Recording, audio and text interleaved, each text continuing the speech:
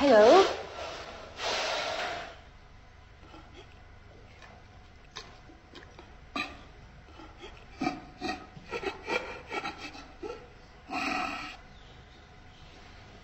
My name is Mary. What is your name?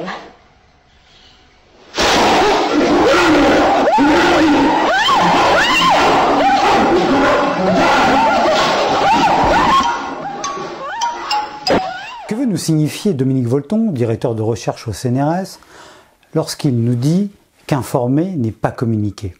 Eh bien, il tient tout d'abord à renverser l'opinion communément partagée selon laquelle l'information serait sérieuse et libératrice quand la communication relèverait bien plutôt de la séduction et de la manipulation.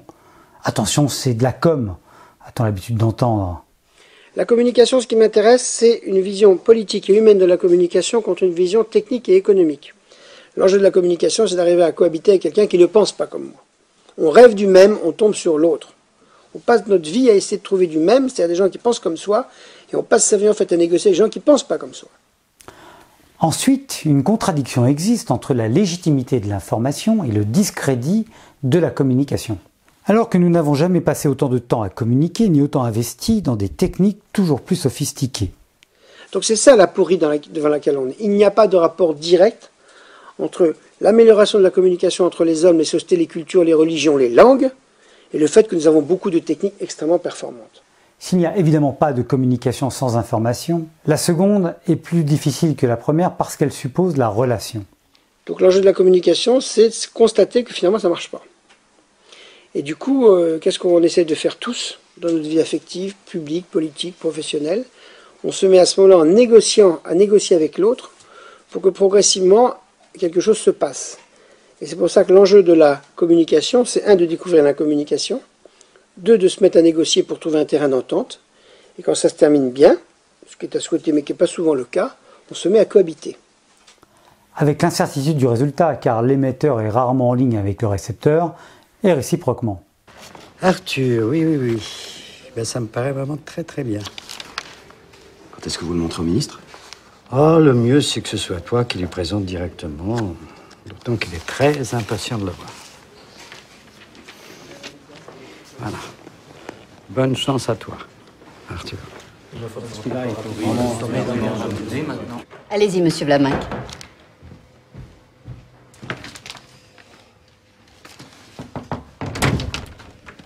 Monsieur le ministre? Ouais.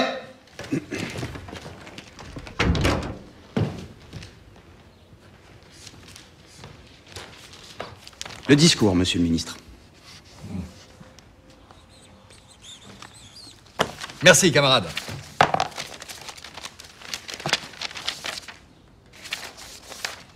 Non, on n'y est pas du tout.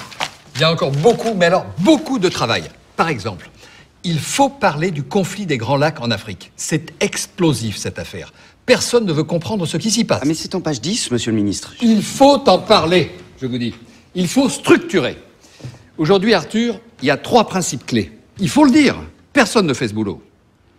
Responsabilité, unité, efficacité. C'est ça, agir. Oui, mais alors, concrètement, l'Allemagne et le Conseil de Non, sécurité... mais Arthur, vous n'allez pas commencer à imiter tous ces diplomates qui ont un balai dans le cul, Arthur. Vous valez mieux que ça.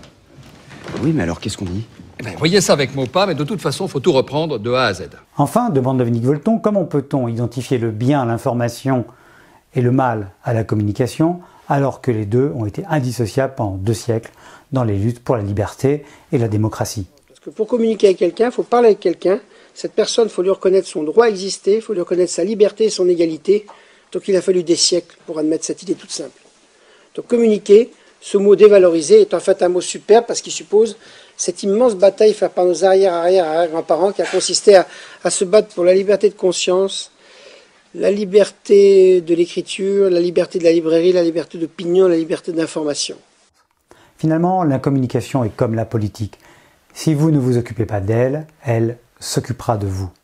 Si vous n'essayez pas d'inverser son élan destructeur par une écoute bienveillante, par une médiation intelligente et respectueuse, alors le plus fort l'emportera. Et en général, le plus fort l'emporte en faisant parler les armes plutôt que les âmes. Et là,